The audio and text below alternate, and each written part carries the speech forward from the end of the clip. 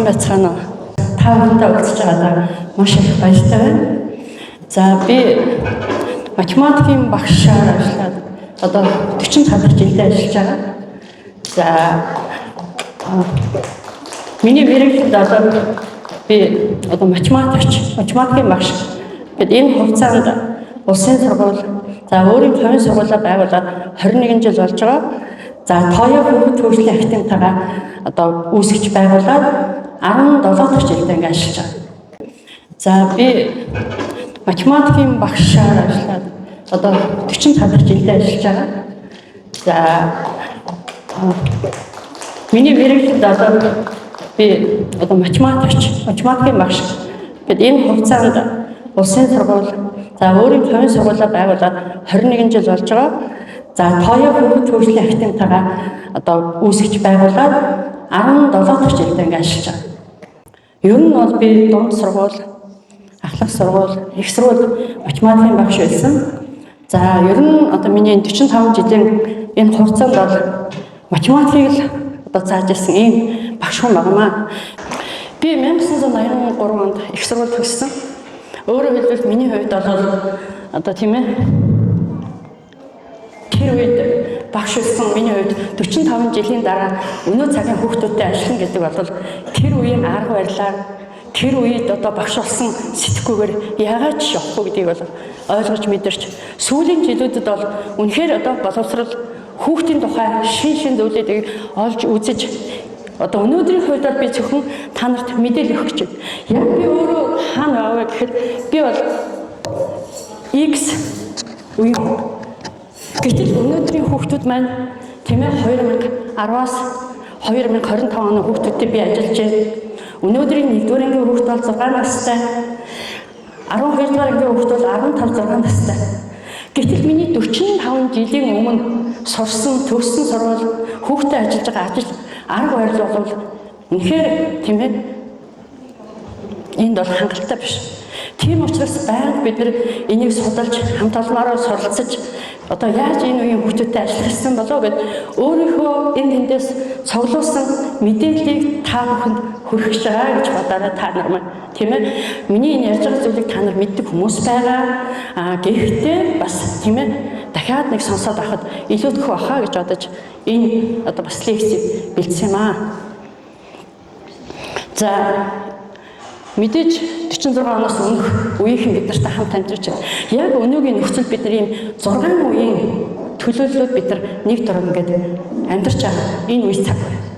Тэгвэл тийм ээ за бүтээгчд гэдэг одоо 46 оноос өмнөх үеийнхэн эсвэл одоо дэлхийн 2 дугаар дайны дараа тийм ээ одоо төрсэн энэ үеийнхэн бэби бумер гэдэг байна тийм энэ үеийнхний хувьд бол тийм ээ яг одоо дайны дараа төрөлт нэмэгдээд энэ үе төрсэн хүмүүстэй хамт амьдарч байна. Гэтэл 1960 оны одоо тийм миний үеийнхний хувьд бол ном бол ертөнцийг харах цонхмоо гэдэг багш нар маань сургаж бид нар ч гэсэн тэгж бодож ингэж суралцж ирсэн.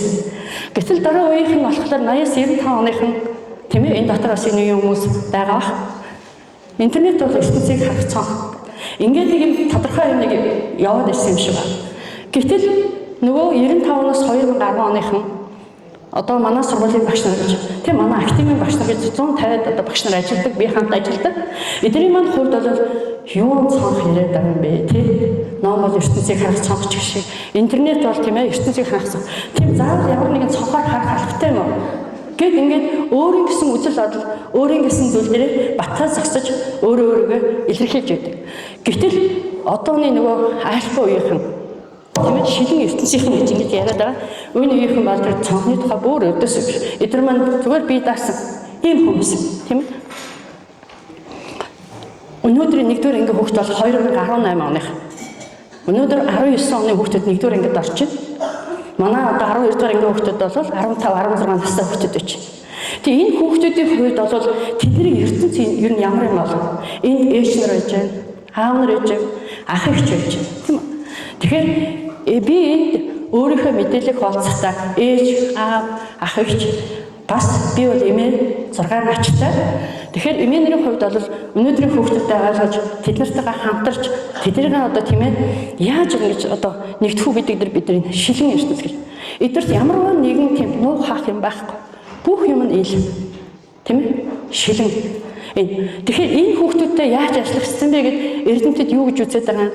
Боловсролын салбарын бид нар эндээс юуг одоо тийм голчлоод байгаа гэдэг ийм байдлаар энэ маань мэдээллийг хүргэх гэж байгаа юм. Тэгэхээр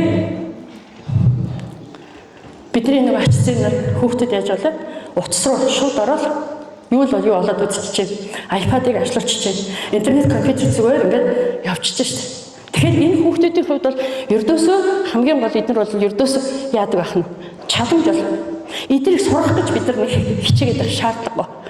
Угаасаа өгөгдөлтэй гэж үздэг юм байна л да. Өгөгдөлтэй. Эдгээр дээр бид нар хамгийн гол нь юуг авчих ёстой гэж. Өнөө үеийн хүүхдүүдтэй бид нар юун дээр нь хамтрах ёстой гэж. Хамгийн гол нь бид нар хайрыг мэдрүүлэх ёстой. Бид нар эдгэртэйгээ ойлголцох ёстой. Хайрлах ёстой. Бид нар өнөөдөр яадаг вэ тийм ээ? Хүүхдүүдийнхээ хувьд болохоор энэ тийм ээ? Сэтгэл зүйн боловсрол. Энийг л бид нар хүүхдүүдэд өгсөн байна. Урд өмнө бид нар интернет рүү оруулаад интернетэд ингэж авах юм аа, ингэж ажиллах юм аа, компьютер ингэж юм аа, ингэж юм ярьжсэн бол одоо тэд нар тэрнийг заадаг шаардлага байхгүй. Угаасаа ээж ихийг гэдсэн байх та. Эхийн гэдсэндээ уралдаж бий болохтой эн чинь баг ингэж хөгжсөн. Харин эдгээр яг хитрэх утас, хитрэх компьютер, хитрэх мэдээллийн энэ зам эдгээр хамгийн гол юм нь маш их мэдээллийг тархинд авсан учраас тэнд маш их бодол, маш их тийм оюуны юм ачаал байдаг юм байна. Тэгээд тэр их бодол тэр бүх юмнаас гарч чадахгүй, тэрийг илэрхийлж чадахгүй болохоор уурладаг, бухимддаг, уцаарладаг. Бид нар тэрнийг нь ердөөсөө эдгэрт юу заах гэсэн? Зүрх сэтгэлийн боловсрол, хайр гэдэг юмыг мэдрүүлэх ёстой гэж. Ингэж тийм ээ дэлхийн нийтээр боловсролын салбарын ингэж ярьж байгаа юм байна. Тэгэхээр маш өндөр ёс суртахуунтай хүүхдүүд үйдэг юм байна. Энэ айлгүй юм чинь. Болно болохгүй мэддэг. Аваа энэ болохгүй. Та улаан гэрлээр орчлоо. Та тэр дөрөв зөрчилчлөө. Тийм үү? Та хэлсэн аманда хүрсэнгүй. Энэ өндөр ёс суртахуун энд байж байгаа. Бид нар тэр өндөр ёс суртахуун. Өөрөөр хэлбэл хүүхдүүдэд бид нар аливаа юмыг ойлгуулж хэвчээ байна. Энийг ингэж хийх ёстой. Ийм дөрөв байх ёстой. Манай гэрэн дөрөв үүдээр орж ирлээ. Готлоо тайлна, гараа угаана, гадуур уцаа сольчихно. Одоо тэгээд гэрхээ уцыг өмсч. Хоол идэхээс өмнө бид нэг унтахаас өмнө ингэ энэ бүх дөрмийг хүүхдтэйгээ ярилцаад ойлголцоод дөрмөө боловсруулж тэд нар дөрмийг дагна. Ердөөсөө энэ үеийн хүүхдүүдийн хувьд бид нар ойлголцол гэдэг юм л хамгийн чухал. Сургууль дараагүй жижиг цэцэрлэгийн хүүхдүүдэд бид нар яасан. Зургаар хүүхдүүдийнхаа дөрмийг бий болгочих хэрэгтэй байхгүй юу?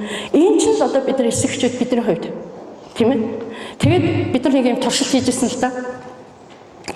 Та нар ингээд телевизээр гэрийн чинь телевизээр байн гасаатай байх юм аа. Телевизээрээ дандаа битээ гэртээ очиод ээж авда телевизэрийн энэ 7 хоногийн хөтөлбөрийг гаргаад аав та юу үзэх вэ? Ээж та юу үзэх вэ? Би одоо чамд хэрэгтэй меню байгаа гэд өдрөөр нь тэмдэглэж тэгээд нөгөөтгөө гаргачих. Тэгэнгүүтээ нөгөөтгөө баримтлаад үз. Гэт тэгэнгүүт эргээд хүүхдэд ирээд чи өрөөндөө хичээлээ хийж лээ. Энэ телевизэр чамд ямар хамаатай? Тэг. Гэхдээ та яг л тэр үзэх гэсэнгүүт та ижих би үзэх юм өдөр ингээд тохирч тэр үед л зургатаасаа бусад үед асаахгүй баяа гэдэг. Ийм зүйлийг ингээд ярилцаа тохиролцоод ирэхэд эргээд бүгд биш. Ийм асуудал хүүхдэд ярьж ярьдаг. Тэгэхээр бидний хувьд энэ аль үеийнхэнтэй бол хамтарч ажиллахад бид нар дүрм гэдэг юмыг хамтран боловсруулж хамтран хийх хэрэгтэй байна гэж энэ. Үнэхээр энэ үеийн хүүхдүүд бол бидний хувьд бол ердөөсөө тийм ээ маш их энэ хурцтай энэ ингэж ажиллаж энэ хүүхдүүдэд бид нар өөрийнхөө зүн совингаа зүн бэлгээ барьж сурахыг заах хэрэгтэй. Хүн бүхэн зүн бий, зүн совин бий. Бид нар зарим үед ингэдэг штэ. Би өөр нэнийг за дэмий авах гэж бодсноо. За яг хийчиг хийсэн чинь буруудчлаа. Үнэхээр танд орж ирж байгаа тэр зүн совин, зүн бэлэг гэдэг юм яриад. Яг энэ чинь энэ альфа үеийнх маш өндөр байдаг. Тэгэхээр энэ хүүхдийнхээ зүн совин, зүн бэлгийг хөгжүүлэх, өөрөөр хэлбэл хүүхдүүдийг бид нар багаас нь бясалгах, өөрийгөө ойлгох, өөрийгөө таньж мэдэх энэ тал дээр илүү бид нар хамтарч ажиллаж хүүхдүүдэд бид нар хөгжүүлэх хэрэгтэй байна. Түүнээс ш өнөөдөр математик, физик, эсвэл тэр шинжлэх ухааны тэр компьютерийн юм дээр биш энэ чинь угаасаа энэ талынхаа юм дээр хүүхдүүд маань маш өндөр өгөгдөлтэй байсан. Бид нар эднэрт юу хийх ёстой вэ? Хайрыг мэдрүүлж, тийм ээ дүрмийг хамтран боловсруулж хамтран ойлголцох ийм ёстой байдаг юм байна л да. Бид нар 4 жил дээд сургууль төрөөд тэгээд диплом авдаг штэ. А тэгвэл энэ үеийн хүүхдэд үгүй ийм юмыг сурахын тулд та тэгээд 4 жил сурсан юм уу гэж гайхдаг. Өөрөөр хэлбэл бидний 4 жил тэнд сураад олж авсан юм бол эдгээрт бол юу ч ердөөсөө маш их оюуны чадамжтай маш их юм учраас эдгээр бол тэрнийг зүгээр өөрснөө олоод авчихна. Дээрээс нь ганцхан байгууллага ганцхан одоо зүйл биш хэд хэдэн юмыг зэрэг хийх юм боломж чадварууд байдаг. Тэгэхээр бидний хувьд бол хамгийн чухал юм нь тийм ээ өнөөдөр бид нар мэдээж тийм роботыг ажилуулад роботтой харьцаад энэ гэтэл робот гэдэг маань яг миний хүүхдийн сэтгэл зүй яг тэр бүх юм олж чадах. Үгүй шүү дээ хайр гэдгийг мэдрүүлж чадах.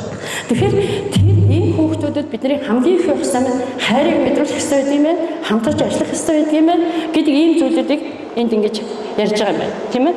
За ерөнхийдөө энэ үеийн хүүхдүүдийг бол та нар ажиглаад үзээрэй. Дэлгүүрт ороод ялангуяа сургуулийн 1-2 дугаар анги төгссөн хүүхдүүд бол бид нар эдний насан дээр тэгдэггүй хахад тэд нар хизээ үйлдвэрлэсэн хугацаанд дууссан юм уу тийм ээ энэ ямар ач холбогдолтой юм хэрэгтэй ингээд үздэг ийм юм бол одоо бүр захаас аваад хүүхдүүд бий болчихсон. Гэтэл бид нар ийм боловсролыг авч өслөө тийм ээ. Тэгэхээр ердөөсөө хүүхд маань амжилттай байх энэ байх юм бол ердөөсөө багш эцэг их хүүхд гурыг хамтан ажиллах гэж байнга ярьдаг бид нар. Тэгвэл яаж хамтарч ажиллах юм? Хүүхдтэйгээ яаж ойлголцох юм? Яаж энийг бүтээх юм? Тийм ээ? Энэ юмн дээр бид нар өнөөдөр одоо бас тийм ээ ярилцъя гэж